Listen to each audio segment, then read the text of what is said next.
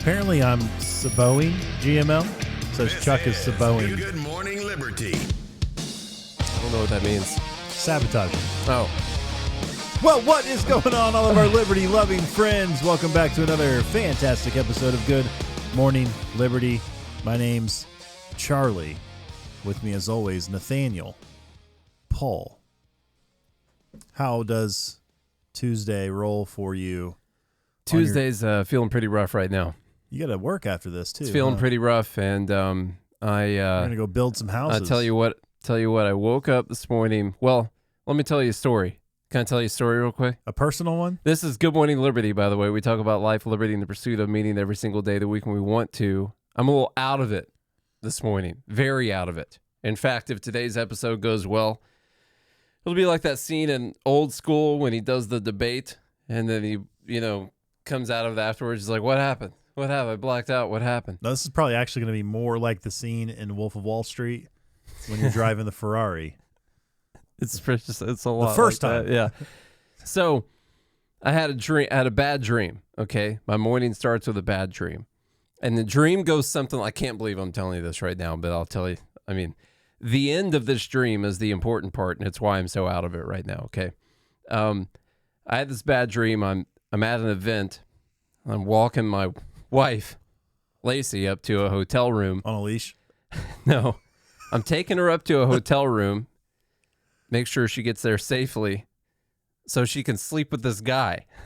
Okay. And we know that. We know this. I didn't know y'all were swingers. Me either. Okay. And I can't remember which guy it is she's going to sleep with. I know it's one of these two guys. Okay. And I get up there and I see the room. Take a nap or? No, she's going to bang him. Oh, okay. And I get up there and I realize I know whose room it is. I'm like, oh my gosh. Dang it. I remember in the dream going, dang it. It's Clint Russell from Liberty Lockdown that she's going to bang. Yeah. Okay. Yeah. And so he's not there yet. So I'm just like helping her get ready in the room. Helping her get ready. And I end up getting really pissed about it, and I'm like, we're married, we can't be doing this. Yeah. And she rolls her eyes at me. Okay. And I leave the room. Which is the worst part of the dream. That's the worst part is when they roll their eyes. Yeah. Okay. That's the worst part. Disrespect. Yeah. I mean, and so I wake up and I was pissed. I woke up and I was, still really out of it. I was like, why would she do this? I can't believe this. Just because he's on Tim Pool and we're not. On top of that, I woke up a little bit late, and so I was in a hurry, and I grabbed the pill bottle off of my nightstand and I took a pill and was like, oh, I gotta freaking go. I'm running late on Tuesday of all days. It's radio day. We gotta do the radio show on Tuesdays. And I realized a little bit afterwards that I'd just taken one of my sleeping pills, not my daytime medication. And so today I blame, of course, my wife, but not just my wife. I blame Clint for this debacle that's happening, which is that I woke up and chose sleep medication when I woke up. And right now, let me tell you what, it's kicking in. Did you take your daytime medication I too? then took so first I tried to go throw up. Okay. Which this is the second time I've done this now. And all the time that I've been taking meds, I'm like, I'm going to go throw up. You do have narcolepsy, so it's not like you're just taking meds. Just so everyone knows, I do have narcolepsy. Thank you for mentioning. Yeah. And I try to go throw up. I can't get anything to come out, so I'm like, I'm going to chug an entire bottle of water, try to get that thing floating around in there, in the water, and I'm going to go throw that up. And when I throw up the water, the pill's going to come out with it, And so I threw up the water, and nothing came out with the water, just that. And then I went and I took my daytime meds, and they are waging a courageous battle right now. Trying to keep me going. Basically, they counteract each other. It's like, there's foul on the offense and the defense. Yeah. They offset. The penalties offset. So now this is just what you normally... This is me. This is you with normally. Yeah. Anyway, there's wars going on around the world. Wars. People getting shot in the streets. And Nate had a girl dream. Usually girls dream about. I know that was a total. This is a dream where if my wife would have had it, she would have woken up and been mad at me. At you. And actually been mad at me for like the rest of the day. Now you're mad at her, but you're not going to let her know. Mainly, I'm mad at Clint. Yeah, how could he do this to a brother? How could he do this to us? I'm sorry I didn't respond to your message. Okay? God, it was years ago. Okay. Anyhow, we got stuff to talk about. The dude, Luigi Mangione, was arrested in Pennsylvania. He is allegedly the guy who killed the United Healthcare CEO. Charlie says he's not the guy. Not the guy. Why? There's just no way. This isn't the guy. Why is he not the guy? First of all, the eyebrows don't match. The eyebrows are pretty close. They don't match. I think they're pretty close. I don't think so. I've seen a lot of conspiracies about it not being the guy. There are a lot of claims. I guess I don't have to call them conspiracies to try and disparage the people that are making these claims. But so the thing with the conspiracy is normally there has to be some type of incentive, like something to gain. And I don't understand what that is yet. And so I don't understand coming up with a conspiracy about why it wouldn't be the guy when you don't have a reason why it wouldn't be the guy. Because what's the motivation for him being the guy? Well, I'll tell you about this dude. He seems like a pretty normal guy. I went through his whole Twitter feed yesterday before it got taken down, then it got put back up. He hadn't posted anything since June. And I went through and a lot of pretty normal posts. He actually seemed like a pretty smart guy. Had a few smart things to say about different subjects, and then he hadn't posted anything since June. And the word on the street is he had a major back surgery and dropped off the map. His family hadn't heard from. Now this is about this guy, and these are true. These are claims about this guy, whether or not he's the shooter. This is what's happened in this guy's life. He had a major surgery, screws in his back, having a tough time with that, drops off the map. No one has heard from him since around June, the last time that he posted on social media. Family couldn't contact him. Friends couldn't find him. Nothing like that. And then he resurfaces and kills a health insurance CEO. So as far as the theory goes right now, I don't see why it couldn't be the guy. I get that it's odd to find a dude, like he probably changes clothes and stuff. He goes into Central Park, he changes clothes, apparently changes backpacks and jackets and stuff like that. But like in his backpack that they, find him with, he's got a ghost gun with a suppressor and a manifesto, which is perfect. He's got his McLovin ID with him and caught him red-handed. And all that stuff. And so you got seemingly everything on the guy that you would need to convict him. To say he's the guy, yeah. But they also allegedly found like $8,000 on him in cash or something like that. Okay. And that is the only, when he went to court, he went before the judge, that's the only thing that he disputed. He's like, I didn't have cash on me. They had to have planted on me. But that's it. He didn't say, that gun's not mine. That's not my man. All he said was, I don't know anything about the cash. I don't know what you're talking about. So I don't know. I don't know why he would deny that, but not the other stuff. Did he just not say anything about the other stuff? I guess not. I mean, they presented all this stuff in court yesterday, and the only thing that he had an issue with was he said that the cash wasn't his. So that's it. But if he sows a seed of doubt about them planting cash, then they could plant. What else did they plant? Exactly. Yeah, exactly. But why? I'm just asking. What normally a conspiracy theory has a good why. Why would they do this? So what's your why? And what is it? Or anyone else in the group? Why? Well, that way they could dismantle the healthcare system, into government. Why? But why wouldn't this guy want to do it? They could ban ghost guns, 3D printing, Obviously this guy had a ghost gun and a ghost suppressor. Good for him having a ghost gun. I think we should all have one. So maybe we do. They're going to ban those because obviously this led to a high-profile killing. Yeah. If it wouldn't have been for 3D printers, it wouldn't happen. Brian Thompson would still be alive. I don't think this guy would have had an issue getting a gun. Doesn't seem like. It is New York. He was a person of means. Isn't he from Hawaii? No. Let's see. He worked as a data engineer at the Carbine website TrueCar.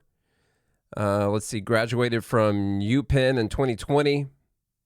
He received a Master of Science in Engineering with a major in Computer and Information Science, a Bachelor of Science in Engineering, major in Computer Science with a minor in Mathematics. Let's see. He worked as a teaching assistant and founded a video game development club, according to his LinkedIn account. At Stanford University in California, Mangione was a head counselor for a pre-collegiate students program during the summer of 2019. Let's see, ties to Honolulu. His last known address was in Honolulu, according to an Instagram video. Let's see, he's related to a prominent Maryland family. He was born and raised in Maryland. He is related to a prominent Maryland family and owns country clubs. The family owns country clubs, healthcare facilities, and real estate companies. So he's just a rich kid who hates his dad.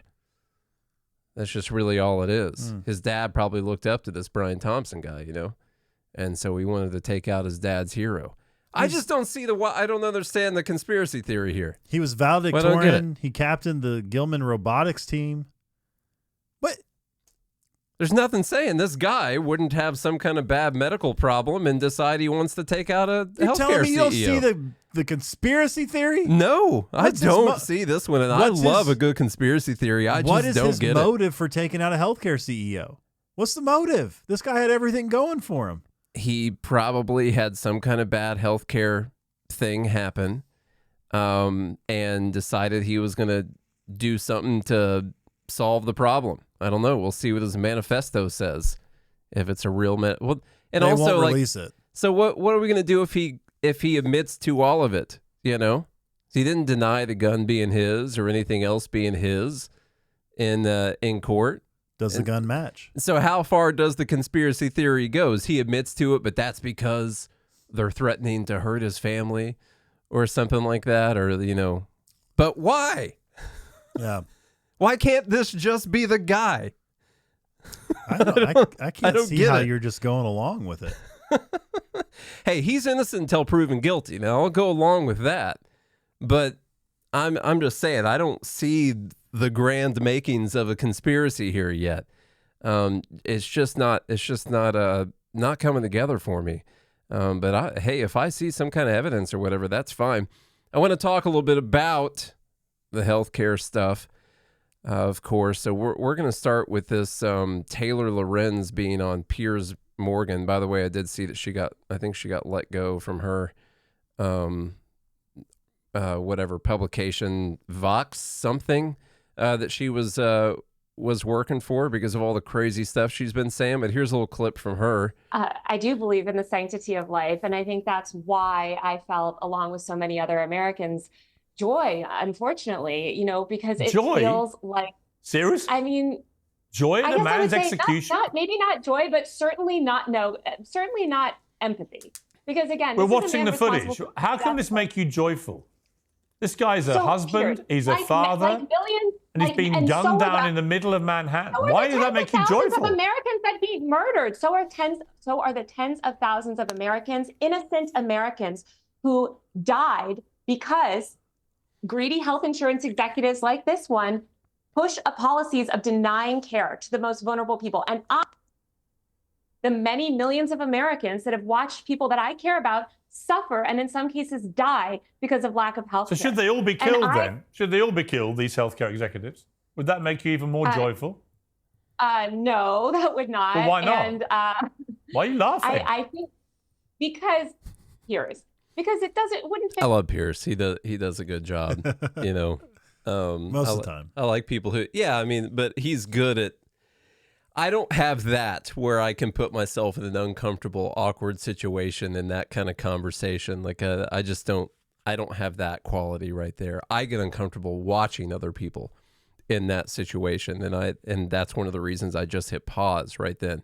So here's the thing. These greedy health insurance CEOs, yeah, we know that. We talked about that. By the way, it's about the biggest episode we've had this year was our talk about healthcare last week. So maybe we ought to lean into that a little bit, because that seems to be our specialty in the first place. And so this is kind of funny. Like, we leaned into where our actual expertise lies, and it ends up being, I think, about our biggest episode of the year so far.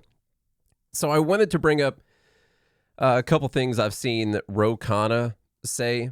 Now, this is probably going to go for a Dumb Bleep of the Week submission here, but I saw him post this yesterday, and he said last year the 7 largest private health insurers collected $1.39 trillion in profit. It's absurd that big insurance is raking in trillions while Americans are pinching pennies to afford treatment. We need Medicare for all now. There you go. We need Medicare for all now. Yeah. Now you might see that there's a proposed community note. Of course, after this gets 4.4 thousand retweets or reposts, and the fact that he confused revenue with profit. And so when I saw that number, I was like, 1.39 trillion in profit. Well, that's an awful lot of profit for this industry to be making. And so instead of deleting the tweet, he just tweets a little addendum to below it here and says, correction. The largest U.S. health insurance companies have 1.4 trillion in revenue and 70.7 billion in profit last year, which, just in case you guys don't have a calculator handy, I did the math. That equates to 5% net profit for that industry. And so I said, so 5% net profit is the root cause of our problems. So that's first off. Well, no one deserves $1 billion. Yeah. So many people think that the reason healthcare is so expensive is because these greedy health insurance CEOs are raking in tons of profit. Now, the net profit that they make is about 5% out of the amount of money that they take in. Okay. If you were to reduce the cost for everyone by 5%, hardly anyone would even notice it, and they would still be upset about how expensive everything is. So it's not the profit that the companies are making. A lot of times when you say, well, they make this profit, is that the cause of our problems? They'll do something like, well, these people get paid a bunch of money. These CEOs get paid a bunch of money. We'll talk about that here in a second. Khanna had another stupid idea the other day. I kind of brought this up yesterday, I think. He said, who supports a simple law requiring insurance companies to pay for medicines or treatment prescribed by a doctor? Something we could do now while we fight for Medicare for all. Now, what he means is an issue that people decided they have is with the denials of claims. Okay?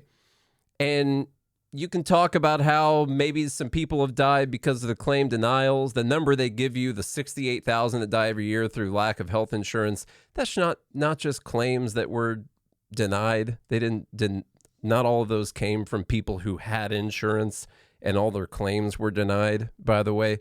That's just the number that has been estimated could have been saved if everyone had perfect medical treatment every single year.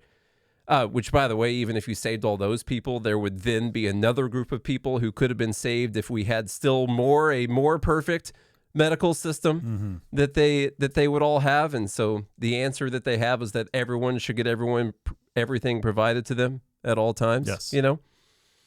So, but the claims denial conversation, I think, deserves this idea right here, because let's talk about what if they don't deny claims.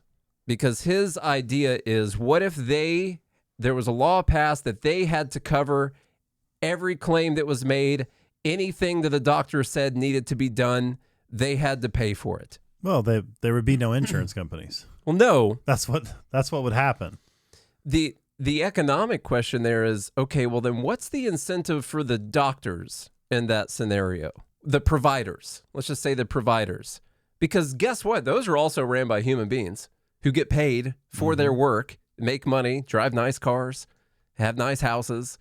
What's their incentive in a world where it is illegal for an insurance company to ever deny anything that they say needs to be done. This happens all the time, by the way. I mean, I know people who have worked in dentist offices who would tell the patients they needed a retainer regardless of whether they needed a retainer or not.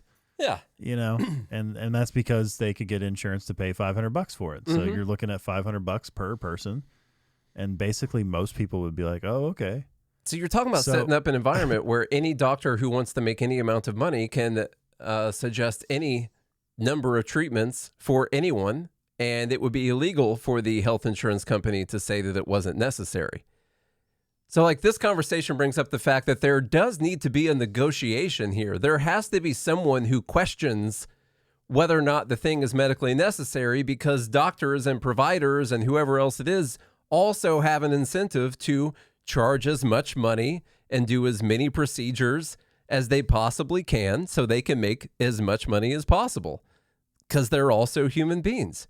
And so the insurance company, because we have a third-party payer system, guess what they do? They have a system where they scrutinize and question all of the claims, all of those procedures, all of that, because if they didn't, what's the limiting factor on what other human beings would say they have to pay for? I will say sometimes it does get a little out of hand. Well, sure it does. I'm not saying it doesn't. Yeah. I'm talking about that idea itself. Someone does have to look at it and question, but it still whether or not it's necessary. We wouldn't even be talking about this though if healthcare wasn't so expensive. I know. There wouldn't need, like, nobody would be scrutinizing whether something was medically necessary. Well, you still would need to, or it would just get out of hand again. But it wouldn't get out of hand. What are you going to do? Order 1,000 $4 tests? You might. Yeah. No, you're not. There's no way to. There wouldn't be. You wouldn't be able to make a massive amount of money because you couldn't. It would be so simple. There'd be no way to justify, 1,000 $4 tests. Let's say, something that should cost a mediocre amount of money. There would be no incentive for anybody to go in and scrutinize anything because it would be such a minuscule amount of money. It wouldn't matter. Yeah. It still doesn't get to the root cause of the problem, which is that healthcare is too expensive. And there's reasons that it's too expensive. Yeah. He adds on because something. Then what I'm saying is like most healthcare should be very inexpensive. And then like your major things that happen should cost obviously a lot of money. Let's say a heart transplant or something. And then it's pretty easy to prove medical necessity when it comes to something like that. Yeah. Doctors aren't just going to be handing out heart transplants willy-nilly. Mm-hmm. Like Oprah. You get a heart transplant. You do. So to me, if you solve the pricing problem, and I'm not saying you solve all of it, but largely you would solve this problem, the medical necessity. I mean, God, dude, each side, providers and insurers, they have teams of people, physicians arguing back and forth on what is medically necessary. Yeah. That's just one form of denial. There's all kinds of denials. You got like claim denial nurses who, people who work there who are medically trained professionals, physicians who go through everything and scrutinize everything. Mm-hmm. And what I'm saying is, in the system we have right now with insurance, even if we had a perfect healthcare system, you would still have an insurance company that would need to scrutinize and make sure that things are actually medically necessary to happen, because they're the ones that are paying for it. And if they didn't do that, then the doctors could just charge whatever they wanted and however many amount of times. And Ro Khanna realizes that if you did this, clearly they would just increase their premiums by a bunch of money if they were forced to pay for everything and they were never able to question it. And so he says, well, they would have to ensure that there would be no premium hikes. Yeah. So he wants to force them to pay for everything, no questions asked. Why would you question that? Doctors are good people. They are good, noble people. Okay. Most are. So you can't question it. And so you also have to set a limit where they can't hike their premiums. So he's essentially like, I know Obamacare didn't fully finish off the health insurance industry, but I have an idea of how to do it. And we're going to go ahead and destroy them completely, make sure they just go out of business. It's totally ridiculous. What I'm trying to get down to is people seem to think, well, they deny claims and that's bad. It is true that there are some claims that they deny that probably are bad, and they probably just try to do that to try and save a buck. But there's also claims that get denied that are good, and also that system, that idea that they should scrutinize what people are asking them to pay for is a good idea that makes sense and has to exist in the health insurance industry. And so you can't just attack that idea on its face and say they shouldn't be able to ever scrutinize anything. That's ridiculous, just so you know. Like basic economics would tell you that that's ridiculous. The other thing here, because when you bring up the profits, I'm like, oh, it's 5% net profit margin. That's like nothing. Well, here's what really adds to it, as these health insurance CEOs and their compensation. That's where the real cost is coming from. And so you add up all of these, 21 million, 23.5 million.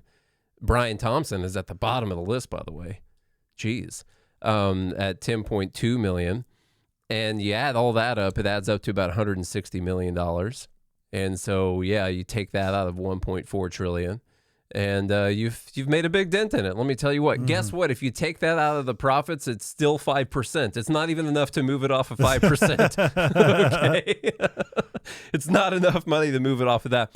Or you could just pay all of them $0. Like, this is how ridiculous the idea of CEO compensation. It just boils down to people are mad that some people make a lot of money. That's all it is. They just hate people that are rich. And they hate capitalism. Well, you see someone making 21 million and you're only making, 40 grand. Yeah. You're like, oh get my mad. God. You get mad about it. But then you can get mad about that, I guess, if you want. You could say it's immoral or whatever, but you cannot make the argument that it affects the price of the service that you're paying for and that it's a reason that it's so expensive, because the math does not math on that.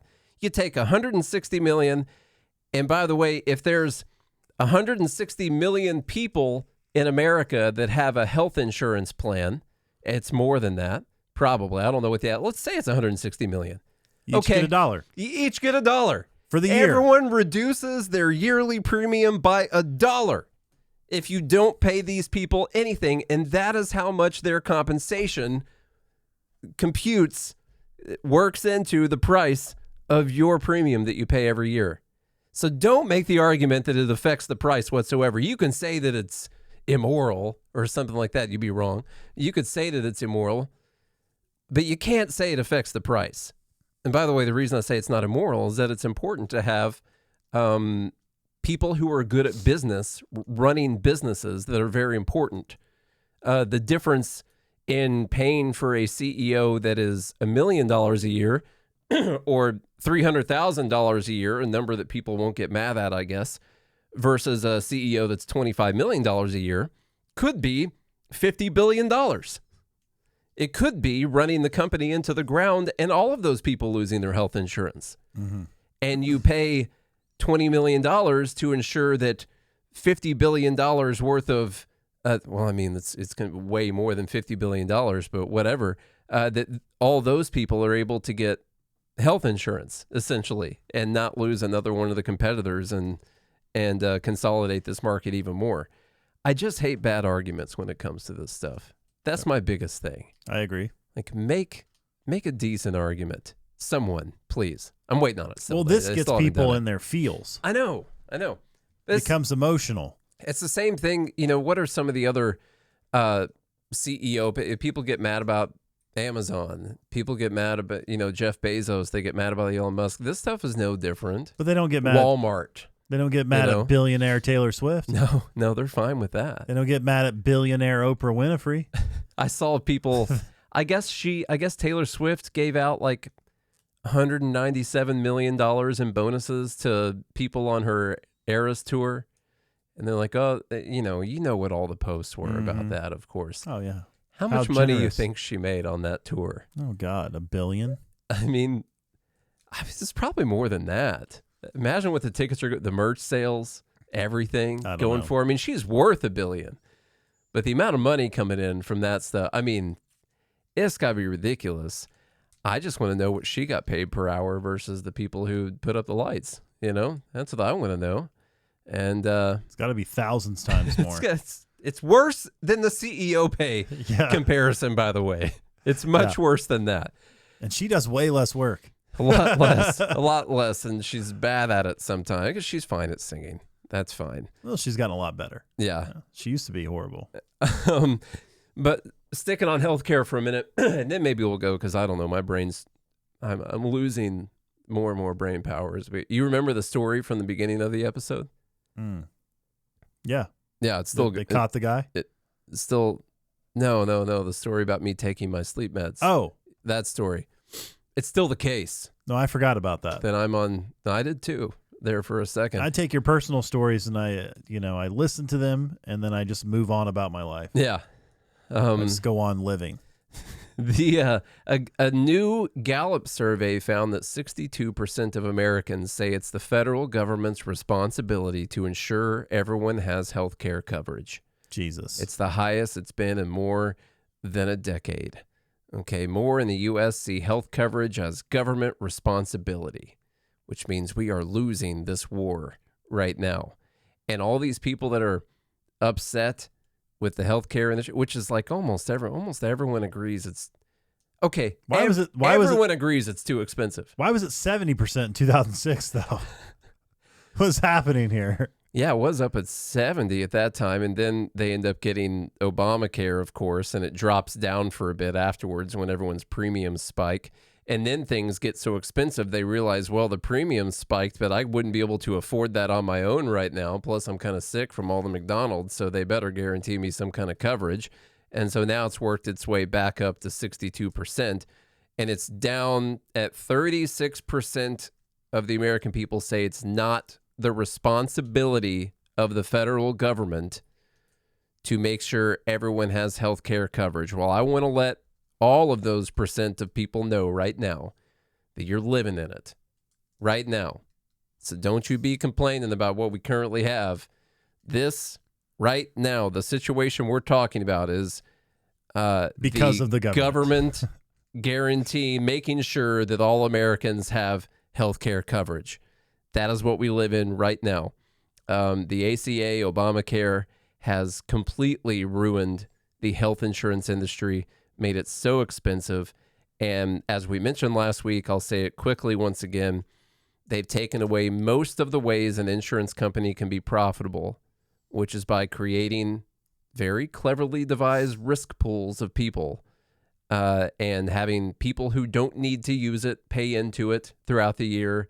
So the lower amount of people who do use it are paid for by the others. This is the way insurance works. It's like a voluntary social welfare program almost, but you have to devise those risk pools in a very specific way. And the government took it and turned it into what a government welfare program would look like instead of a capitalist welfare program, what that would look like. And they made it nearly impossible for them to make profit through normal means. And what happens when you first increase the demand and then you restrict all the supply, you get shortages. But you can't have shortages in a market where they are required to give you the coverage. So they have shortages popping up in other ways. The shortage is called claim denials. This is basic economics.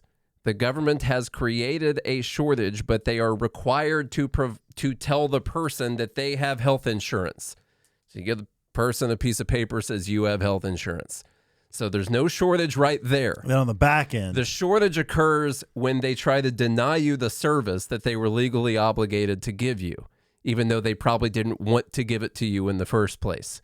That's where the shortage happens. And that is what we're living in right now. That's why we could say that they denied some claims for people that paid them, and that's a shady thing to do. But also, this is the government's fault that this is occurring right now. By the way, that's a great analogy. That's a great analogy because the same thing happened during the housing crash. Yeah. Right? Yeah. There was a shortage. They give you a house. Yes. But it happened on the back end when you got evicted. Yeah. Or, sorry, when you got foreclosed on.